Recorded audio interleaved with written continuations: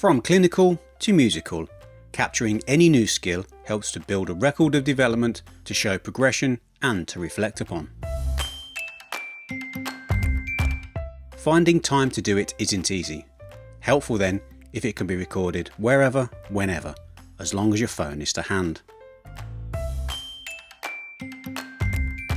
This idea is inspired by Canterbury Christ Church University. While on work placement all over the world, PGCE students use Pebble Pocket to capture skills and experiences.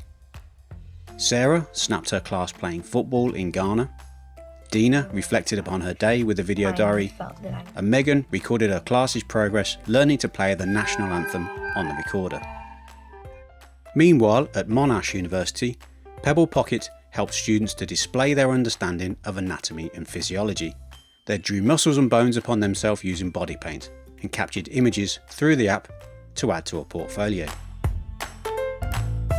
Whether in the classroom, at home, or in the park, Pebble Pocket makes capturing skills easy.